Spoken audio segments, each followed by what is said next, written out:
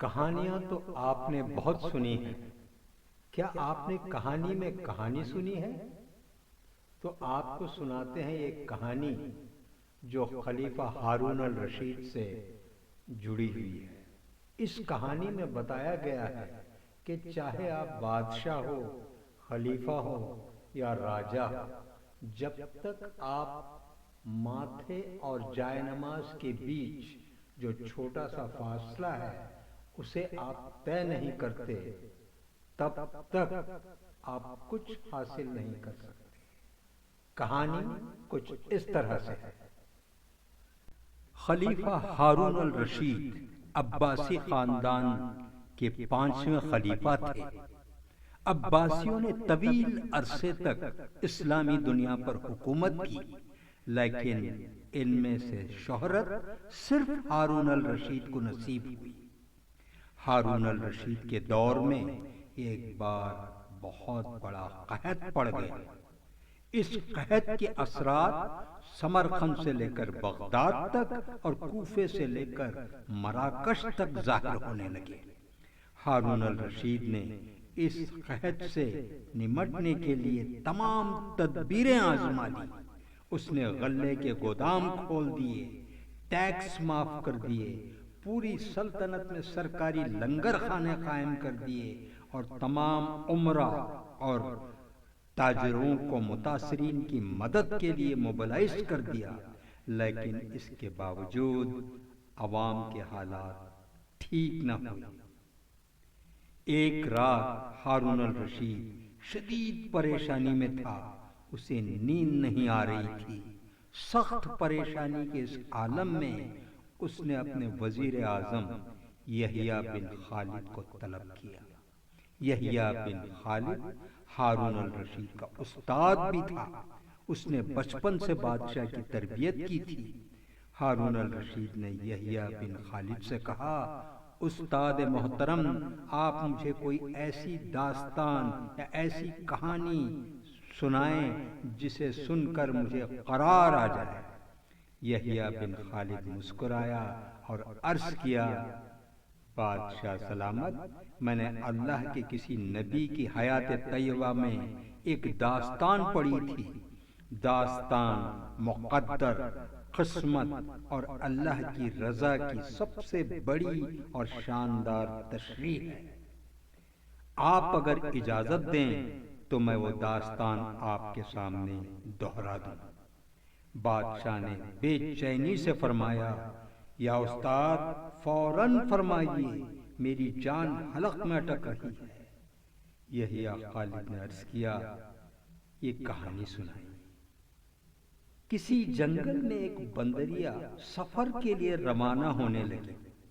اس کا ایک بچہ تھا، وہ بچے کو ساتھ نہیں لے جا سکتی تھی، چنانچہ وہ شیر کے پاس گئی اور اس سے عرض کیا، جناب آپ جنگل کے بادشاہ ہیں، میں سفر پر روانہ ہونے لگی ہوں، میری خواہش ہے آپ میرے بچے کی حفاظت اپنے ذمے لیں۔ شیر نے حامی بھر لی۔ بندریا نے اپنا بچہ شیر کے حوالے کر دیا۔ شیر نے بچے کو اپنے کندھے پر بٹھا لیا۔ بندریا سفر پر روانہ ہو گئی۔ اب شیر روزانہ بندر کے بچے کو کندھے پر بٹھاتا اور جنگل میں اپنے روزمرہ کے کام کرتا رہا۔ ایک دن وہ جنگل میں گھوم رہا تھا کہ اچانک آسمان سے ایک چیل نے غوطہ لگایا، شیر کے قریب پہنچی، بندریا کا بچہ اٹھایا اور آسمان میں گم ہو گئی۔ شیر جنگل میں بھاگا دوڑا، لیکن وہ چیل کو نہ پکڑ سکا۔ ناظرین، یہاں یحییٰ بن خالد رکا، اس نے سانس لیا اور خلیفہ ہارون الرشید سے عرض کیا، بادشاہ سلامت، چند دن بعد بندریا واپس آ گئی اور شیر سے اپنے بچے کا مطالبہ کر دیا۔ شیر نے شرمندگی سے جواب دیا، تمہارا بچہ تو چیل لے گئی ہے۔ بندریا کو غصہ آ گیا اور اس نے چلا کر کہا، تم کیسے بادشاہ ہو؟ تم ایک امانت کی حفاظت نہیں کر سکے؟ تم اس سارے جنگل کا نظام کیسے چلاؤ گے؟ شیر نے افسوس سے سر ہلایا اور بولا، میں زمین کا بادشاہ ہوں، اگر زمین سے کوئی آفت تمہارے بچے کی طرف بڑھتی تو میں اسے روک لیتا، لیکن یہ آفت آسمان سے اتری تھی اور آسمان کی آفتیں صرف اور صرف آسمان والا ہی روک سکتا ہے۔ یہ کہانی سنانے کے بعد یحییٰ بن خالد نے ہارون الرشید سے عرض کیا، بادشاہ سلامت، قحط کی یہ آفت بھی اگر زمین سے نکلی ہوتی تو آپ اسے روک لیتے۔ یہ آسمان کا عذاب ہے، اسے صرف اللہ تعالیٰ ہی روک سکتا ہے، چنانچہ آپ رکوانے کے لیے بادشاہ نہ بنے، فقیر بنے، یہ آفت رک جائے گی۔ ناظرین، دنیا میں آفتیں دو قسم کی ہوتی ہیں، آسمانی مصیبتیں اور زمینی آفتیں۔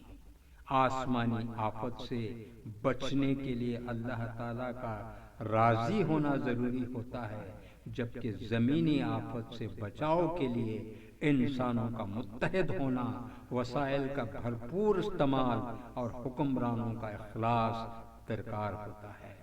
یحییٰ بن خالد نے ہارون الرشید کو کہا تھا، بادشاہ سلامت، آسمانی آفتیں اس وقت تک ختم نہیں ہوتی جب تک انسان اپنے رب کو راضی نہیں کر لیتا۔ آپ اس آفت کا مقابلہ بادشاہ بن کر نہیں کر سکیں گے، چنانچہ آپ فقیر بن جائیں، اللہ کے حضور گر جائیے، اس سے توبہ کیجیے، اس سے مدد مانگیے۔ دنیا کے تمام مسائل اور ان کے حل کے درمیان صرف اتنا فاصلہ ہوتا ہے جتنا ماتھے اور جائے نماز میں ہوتا ہے، لیکن افسوس، ہم اپنے مسائل کے حل کے لیے 7 سمندر پار تو جا سکتے ہیں، لیکن ماتھے اور جائے نماز کے درمیان موجود چند انچ کا فاصلہ طے نہیں کر سکتے۔